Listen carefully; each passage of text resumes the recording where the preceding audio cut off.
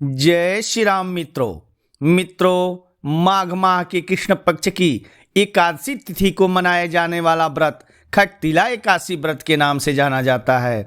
इस व्रत को श्री हरि विष्णु का शुभ आशीर्वाद पाने के लिए भक्तों द्वारा किया जाता है। इस व्रत को पापहारिणी के नाम से भी जाना जाता है। ऐसा माना जाता है कि इस व्रत को करने से सारे पापों से मुक्ति मिल जाती है। साथ ही जितना पुण्य कन्यादान, स्वर्णदान और हजारों वर्ष की तपस्या से मिलता है, उतना पुण्य इस व्रत का पालन करने मात्र से मिल जाता है। इसके अलावा घर में सुख शांति बनी रहती है। उपासक को मनुष्य लोक के सभी सुखों की प्राप्ति होती है और अंत में मोक्ष का भागीदारी होता है। आइए जानते हैं कब है खटतिला एकादशी। साल 2024 में खटतिला एकादशी की शुरुआत 5 फरवरी को शाम 5:24 से होगी और अगले दिन यानी 6 फरवरी को शाम 4:07 पर इसका समापन होगा। इस लिहाज से खटतिला एकादशी व्रत 6 फरवरी को रखा जाएगा। खटतिला एकादशी का पारण का जो मुहूर्त है वह 7 फरवरी को 7:06 से 9:17 तक है। कुल अवधि 2 घंटे 11 मिनट है। अब जान लेते हैं खटतिला एकादशी का महत्व के बारे में। एक समय दालभ्य ऋषि ने पुलस्त्य ऋषि से पूछा कि हे महाराज, पृथ्वी पर मनुष्य पराये धन की चोरी, ब्रह्म हत्या जैसे बड़े पाप करते हैं। इतना ही नहीं, दूसरे को आगे बढ़ता देखकर ईर्ष्या करते हैं।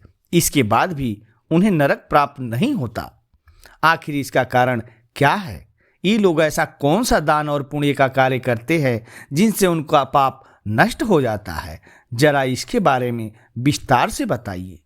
दालभ्य ऋषि के पूछने पर पुलस्त्य मुनि कहने लगे, हे महाभाग, आपने मुझसे बहुत गंभीर और महत्वपूर्ण प्रश्न पूछा है।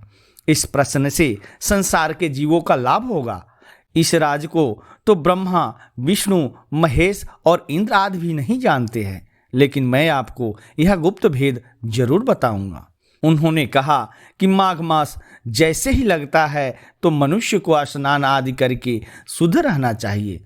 अपनी इंद्रियों को वश में करके काम, क्रोध, लोभ, मोह, अहंकार, ईर्ष्या और द्वेष आदि का त्याग कर भगवान का स्मरण करना चाहिए। पुष्य नक्षत्र में गोबर, कपास, तिल मिलाकर उनके कंडे बनाने चाहिए। इसके बाद उन कंडों से 108 बार हवन करना चाहिए। इस दिन अच्छे पुण्य देने वाले नियमों का पालन करना चाहिए।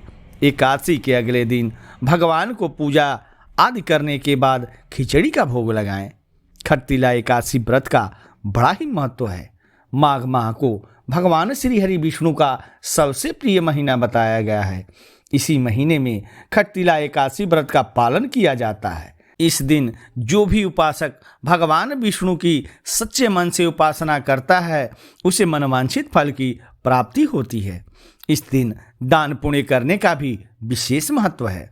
इस शुभ दिन पर अगर आप तिल का दान करते हैं तो इसे अत्यंत लाभकारी बताया गया है। पद्म पुराण के अनुसार इस पवित्र दिन पर अगर आप तिलों से ही स्नान, तर्पण विधि विधान से करते हैं तो इसका आपको अच्छा लाभ मिलता है। इस दिन तिल को आप अपनी दिनचर्या में शामिल करें। जहाँ तक हो सके हर कार्य में तिल का इस्तेमाल करें।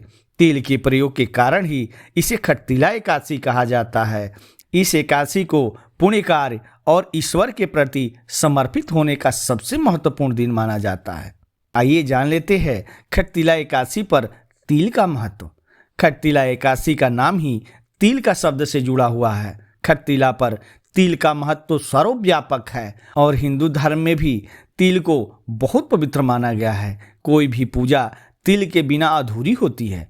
खटतिला पर तिल का 6 प्रकार से उपयोग किया जाता है। पहला, तिल के जल से स्नान करें। दूसरा, पीसे हुए तिल का उबटन करें। तीसरा, तिलों का हवन करें। चौथा, तिल मिला हुआ जल पिए। पांचवा, तिलों का दान करें। छठवां, तिलों की मिठाई और व्यंजन बनाएं। आइए जान लेते हैं खटतिला एकादशी का पूजा विधि के बारे में। एकादशी व्रत के नियम 10वीं तिथि की रात से ही शुरू हो जाते हैं। 10वीं को सूर्यास्त के बाद भोजन ग्रहण ना करें और रात में सोने से पहले भगवान विष्णु का ध्यान जरूर करें। खटतिला एकादशी के व्रत को नारद पुराण में भी दर्शाया गया है। इसके अनुसार खटतिला एकादशी के दिन सुबह जल्दी उठकर नित्य क्रम से निवृत्त होकर जल में तिल डालकर स्नान करें। इसके बाद भगवान श्री हरि विष्णु का ध्यान कर व्रत का संकल्प लें। इसके बाद विष्णु जी की मूर्ति या तस्वीर को चौकी पर स्थापित करें। तस्वीर की स्थापना करने के बाद गंगा जल में तिल मिलाकर मूर्ति और उसके चारों तरफ जल के छींटे दें और पंचामृत से स्नान कराएं। ध्यान रहे कि पंचामृत में भी तिल के बीज मिश्रित होने चाहिए।